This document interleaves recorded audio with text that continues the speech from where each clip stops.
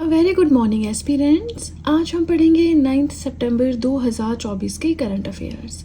तो जल्दी से निकालें अपना पेपर पेन एंड करें वीडियो के साथ में ही अपनी नोट्स मेकिंग स्टार्ट।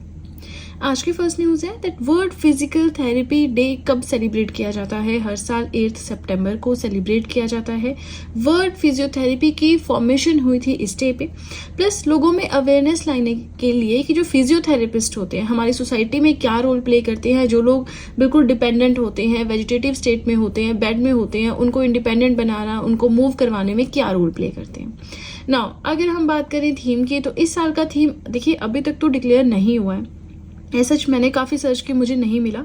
अगर आपको लगता है कि हाँ, एक बार आप गूगल कर लें, थीम 2024 का वर्ल्ड फिजिकल थेरेपी डे का मिल जाता है, आप यहाँ पे ऐड कर सकते हैं। मैंने स्पेस छोड़ा है। बाकी पिछले साल का थीम रहा ऑस्टियो आर्थराइटिस। ठीक है, आगे चलें, सेकेंड न्यूज़ अपनी देखें। तो third joint defence corporation committee meeting, मतलब इंडिया एंड केन्या दो देश हैं जिनके बीच में थर्ड एडिशन ऑफ मीटिंग हुआ है। डिफेंस के ऊपर चर्चा हुई है। कहाँ पे? न्यू दिल्ली में। केन्या अफ्रीका में लोकेटेड एक कंट्री है। कैपिटल आपका काम है मुझे फटाफट से कमेंट सेक्शन में बताएं। आपने याद रखना है थर्ड एडिशन डिफेंस के ऊपर डिस्कशन इंडिया और केन्या के बीच में न्यू दिल्ली में हुआ है। यहाँ पे डिस्कशन की गई military cooperation, training, defence industries, R&D यानी रिसर्च एंड डेवलपमेंट, इन सब के ऊपर। थर्ड पॉइंट हम देखें तो अपराजिता। अपराजिता क्या है? Anti rape bill. देखिए कोलकाता में जो चीज़ हुई है वो किसी से छुपी हुई नहीं है ना। इतना सब कुछ हम इसके बारे में देख चुके हैं। इससे पहले निर्भया केस हमने देखा था, और ये तो वो चीज़ें हैं जो सामने हाईलाइट होती हैं। ऐसी बहुत सारी चीज़ें हैं, जैसे रैली जब उस डॉक्टर के रेप एंड मर्डर के लिए निकाली गई थी, काफ़ी लड़कियों का उस टाइम पे भी रेप हुआ है, और कुछ चीज़ें देखने को मिल जाती हैं, कुछ चीज़ें वैसे ही छिप जाती हैं। तो ये सब सोशल मीडिया का कमाल है। अगर हो रही है पहुंच बहुत लेवल तक तो मिल जाता है देखने को, अदरवाइज पता भी नहीं चलता। और ऐसी बहुत सारी चीज़ें हमारे देश में हो रही हैं, है ना। तो इसी के लिए एंटी रेप बिल पास किया गया है जिसका नाम है अपराजिता। ये पास किया गया है बाय वेस्ट बंगाल असेंबली। अब इस बिल के अंदर बहुत सारी चीज़ें हैं, ठीक है, सारी तो हम यहाँ पे नहीं पढ़ सकते, लेकिन अगर कोई जिसे रेप कर रहा है उसे डेथ पेनल्टी मिलेगी अगर विक्टिम की डेथ हो रही है या फिर वो वेजिटेटिव स्टेट में है, कोमा में है, बात नहीं कर सकता है ऐसे इसमें। वैसे ऐसा होना नहीं चाहिए। जो भी रेप में दोषी करार होता है उसे डेथ पेनल्टी ही होनी चाहिए, मुझे तो ऐसा लगता है। नेक्स्ट आ जाता है बिल का पूरा नाम, Aparajita women and child bill 2024, West Bengal criminal law and amendment. एम वही है कि वुमेन को प्रोटेक्शन प्रोवाइड करवाना, इवन बच्चों को प्रोटेक्शन प्रोवाइड करवाना। ठीक है, चलिए इसी के साथ फर्स्ट पेज होता है कंप्लीट। कोई भी डाउट हो कमेंट सेक्शन में पूछ सकते हैं। वीडियो पसंद आ रही हो लाइक जरूर कीजिएगा। इसी के साथ आप सभी से रिक्वेस्ट है कि वीडियो के साथ में नोट्स बनाते रहें। ये नोट्स आपके लिए काफी ज्यादा बेनिफिशियल प्रूफ होंगे, राइट। चलिए तो अब सीधे चलते हैं अपने नेक्स्ट पेज की ओर। आज का फोर्थ पॉइंट है कि 23rd लॉ कमीशन कॉन्स्टिट्यूट किया जाएगा, मतलब बनाया जाएगा अगले 3 सालों के लिए। इस चीज़ को सैंक्शन किया गया है हमारे प्रेसिडेंट के द्वारा। अब यहाँ पे कॉन्स्टिट्यूशन का मतलब आपने संविधान नहीं समझना है। इसका मतलब है the constitution of 23rd law commission, यानी 23rd लॉ कमीशन कॉन्स्टिट्यूट किया जाएगा, बनाया जाएगा। ठीक है, 3 साल का टेन्योर है, 2024 1 सितंबर से यानी इस साल नेक्स्ट मंथ से 31 अगस्त 2027 तक।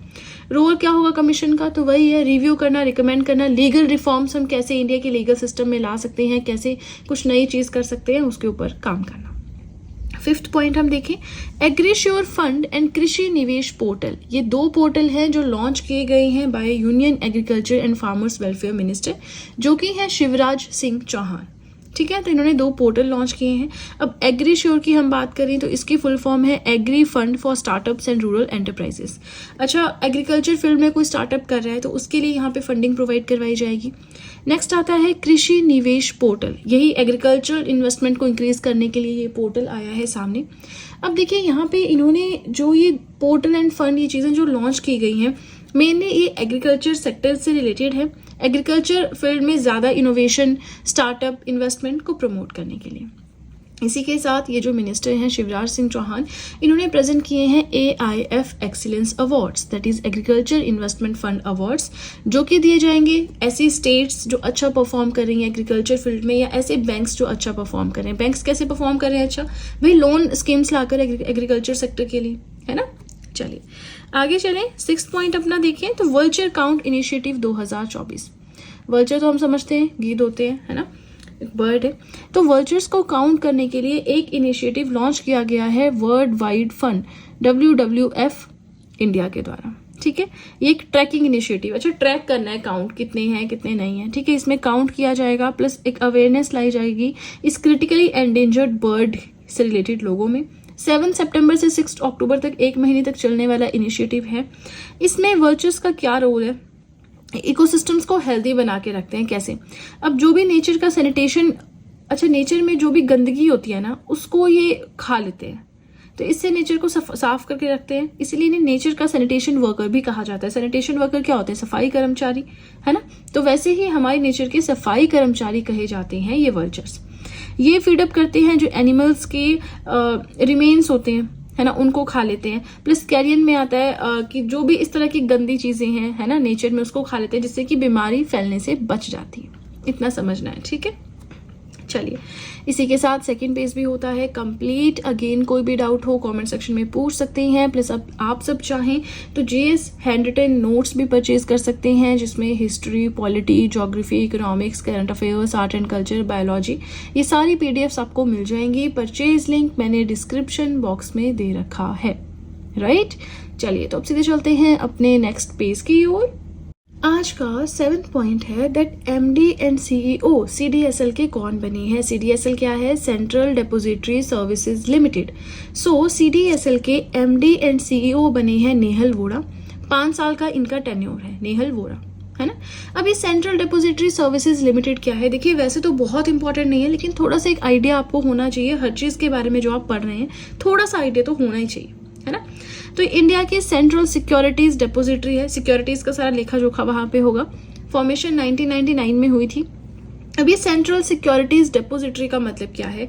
एक specialised financial market infrastructure organisation है। अच्छा, जहाँ पे सिक्योरिटीज होते हैं, जो शेयर्स होते हैं, उनका रिकॉर्ड होगा या तो सर्टिफाइड फॉर्म में या अनसर्टिफाइड फॉर्म में। ठीक है, ओनरशिप जो है शेयर्स के ऊपर इजीली यहाँ पे एक से दूसरे को ट्रांसफर की जा सकती है। यहाँ पे ये अलाउ करता है जो भी ब्रोकर्स है या जो फाइनेंशियल कंपनीज हैं वो होल्ड कर सकते हैं अपनी सिक्योरिटीज एक जगह पे। जैसे बैंक होता है ना, बैंक में आपका अकाउंट भी है, मेरा अकाउंट भी है, तो हमारे पास फर्दर पूरी डिटेल्स है उसकी, है ना। हम बैंक में जाएंगे, अपनी डिटेल्स देंगे, हमारे अकाउंट में जो भी पैसा है हम निकाल सकते हैं। तो वैसा ही यहाँ पे होता है, जो ब्रोकर्स है, फाइनेंशियल कंपनीज है, वो अपनी पूरी सिक्योरिटीज यहाँ पे एक ही जगह पे रख सकती हैं। ठीक है, नहीं भी समझ आया तो कोई बात नहीं, आप स्किप कर दो इसको, बट थोड़ा सा एटलीस्ट पता तो हो कि सिक्योरिटीज को होल्ड करता है, शेयर्स को होल्ड करता है, या सर्टिफाइड या अनसर्टिफाइड फॉर्म में, इतना सा तो आइडिया होना चाहिए। बाकी इसके हेडक्वार्टर्स मुंबई महाराष्ट्र में है, फॉर्मेशन 1999 में हुई। ठीक है, आगे चलें। 8th पॉइंट अपना देखिए। So director general of project sea bird, project है सी बर्ड। अच्छा, ये कोई नेचर या किसी बर्ड या किसी एक्वेटिक एनिमल से रिलेटेड नहीं है प्रोजेक्ट। चलिए देखते हैं क्या है। ये एक नेवल इंफ्रास्ट्रक्चर प्रोजेक्ट है जिसमें नेवल बेस बनाया जाएगा कर्नाटका के कारवाड़ में, जो कि वेस्ट कोस्ट में आता है इंडिया के। तो वहां पे एक नेवल बेस बनाया जा रहा है। इस पूरे प्रोजेक्ट को नाम दिया गया है project sea bird. Now news is कि डायरेक्टर जनरल कौन बने हैं प्रोजेक्ट सी बर्ड के? तो वो बने हैं वाइस एडमिरल राजेश धनखड़। ठीक है, आगे चले। 9th पॉइंट अपना देखिए, रमन मैग्सेसे अवार्ड। इस पर 5 अनाउंस हुए हैं, 5 रेसिपिएंट्स हैं इसके। 66th एडिशन आया है इस साल। इन्हें जो है नोबेल प्राइज ऑफ एशिया भी कहा जाता है। रमन मैग्सेसे अवार्ड्स फाउंडेशन के द्वारा दिए जाते हैं। 5 लोगों को ये दिए गए हैं, 1, 2, 3, 4 एंड 5। ठीक है, यहाँ से स्टार्ट करते हैं। डॉक्टर न्यूगेन फ्योंग, जो कि वियतनाम से हैं, एक फिजिशियन है एंड एडवोकेट है। ये समझ लो कि नोबेल प्राइज है एशिया के, मतलब जो एशिया कॉन्टिनेंट है वहीं पे ये दिए जाएंगे। ठीक है, फिर उसके बाद आपका मियाजाकी हायो है, फिल्म मेकर है, जापान से हैं। फरवीजा फरहान है, इंडोनेशिया से, एनवायरमेंटलिस्ट हैं।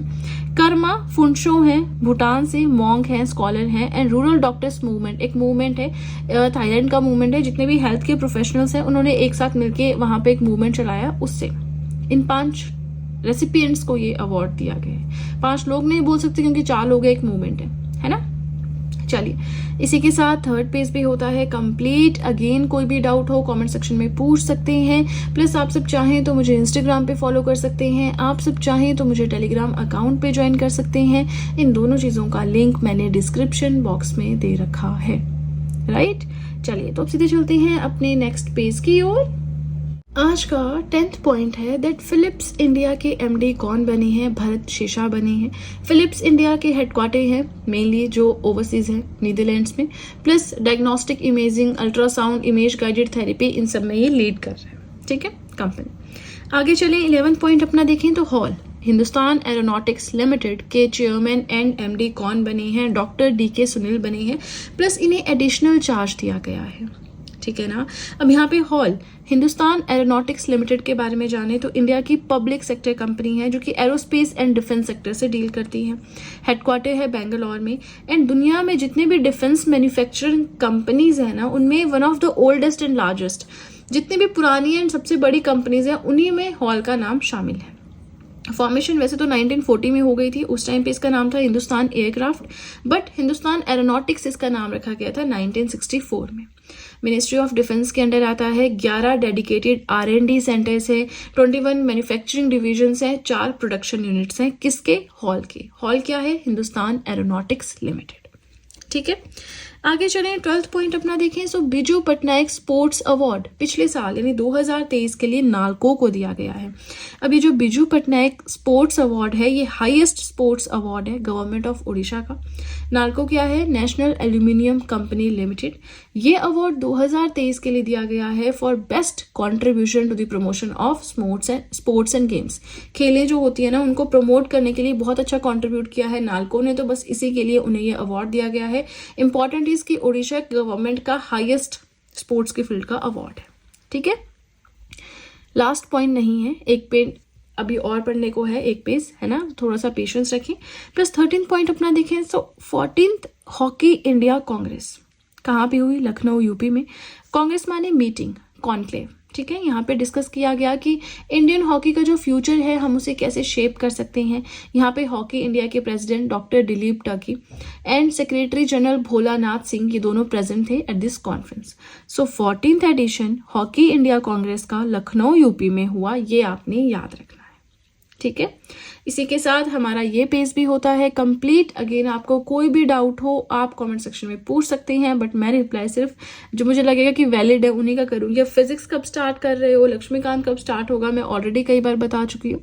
अगर आप वीडियोस पूरी देखते हैं आपको पता होगा, अदरवाइज इस तरह के कमेंट्स का मैं बिल्कुल इग्नोर करती हूँ, है ना। बार बार सेम चीज़ नहीं, मुझसे नहीं हो पाता। ठीक है, चलिए तो अब सीधे चलते हैं अपने लास्ट पेज की ओर। आज का 14th पॉइंट है that first Indian athlete to win 2 medals in same Paralympics. Paris Paralympics 2024 चल रहा है, हमें पता है। तो ऐसी कौन सी पहली इंडियन एथलीट बनी है जिन्होंने 2 मेडल जीते हैं सेम पैरालंपिक्स में? प्रीति पाल बनी है जिन्होंने एक ब्रॉन्ज जीता है 100 मीटर T35 इवेंट में, और दूसरा ब्रॉन्ज जीता है यहाँ पे 200 मीटर T35 इवेंट में। यह है सेम पैरालंपिक्स में पहली इंडियन एथलीट जिन्होंने 2 मेडल्स जीते हैं, प्रीति पाल बनी है। लेकिन ऐसा ही सेम एक और क्वेश्चन है दैट पहली इंडियन वुमेन जिन्होंने 2 पैरालंपिक गोल्ड मेडल जीते हैं, सेम में नहीं अलग अलग पैरालंपिक्स में, तो वो बनी है अवानी लेखन। ठीक है, 15th पॉइंट हम अपना देखें, नेशनल न्यूट्रिशन वीक। अच्छा ये ना मैं आपको पढ़ा चुकी हूँ, बट यहाँ पे क्यों पढ़ा रही हूँ? क्योंकि शायद हमने थीम नहीं इसका डिस्कस किया था, मुझे ऐसा कुछ ध्यान है, इसलिए मैंने ये पॉइंट फिर से लिखा है।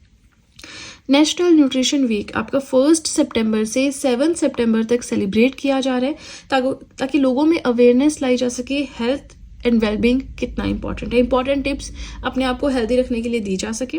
थीम क्या है? Nutritious diets for everyone to address malnutrition and to promote balanced diets. ठीक है, वही सेम चीज़ बार बार रिपीट हो रही है हेल्थ से रिलेटेड। 16 पॉइंट हम देखें, चीफ सेक्रेटरी दिल्ली के कौन बनी है? धर्मेंद्र कुमार बनी है, एज इट इज़ आपने याद रखना है। 17 पॉइंट है ओलंपिक ऑर्डर इन गोल्ड, ये दिया गया है इमैनुअल मैक्रोन को जो कि फ्रांस के प्रेसिडेंट हैं, और इंटरनेशनल ओलंपिक कमेटी के जो प्रेसिडेंट हैं थॉमस बाश, उनके द्वारा दिया गया है। 18 पॉइंट हम अपना देखें, वीरा महासम्राट, ये क्या है? ये दुनिया की पहली बहुत जल्दी चार्ज होने वाली इलेक्ट्रिक बस है। लॉन्च की गई है बेंगलुरु कर्नाटका में। किसके द्वारा? वीरा वाहन एंड एक्सपोनेंट एनर्जी के द्वारा। इस बस की लेंथ है 13.5 मीटर्स और ये ऑपरेट होती है, मतलब कौन से रास्ते पे चलती है? बेंगलुरु से हैदराबाद के रूट पे। ठीक है, अब देखिए ये आ गया हमारा आज का लास्ट पॉइंट एंड देन हमारी वीडियो कंप्लीट।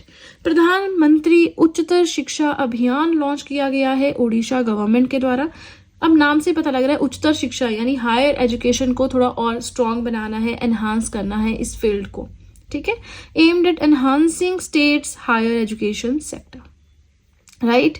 चलिए इसी के साथ हमारे आज के करंट अफेयर्स हो गए कंप्लीट। वीडियो पसंद आ रही हो लाइक ज़रूर कीजिएगा, चैनल को ज़रूर सब्सक्राइब करें, बेल आइकन को प्रेस करें सो दैट मैं जैसे ही कोई वीडियो अपलोड करूं सबसे पहले नोटिफिकेशन आपके पास पहुंचे। प्लस जो भी आपके फ्रेंड्स हैं जो भी गवर्नमेंट एग्जाम्स के लिए प्रिपेयर कर रहे हैं उनके साथ भी मेरे चैनल का लिंक ज़रूर शेयर करें so that in handwritten notes का उन्हें भी कुछ फ़ायदा हो सके। तो चलिए फ्रेंड्स, आज के लिए इतना ही। अब हम मिलेंगे नेक्स्ट वीडियो में। So that's it and see you soon.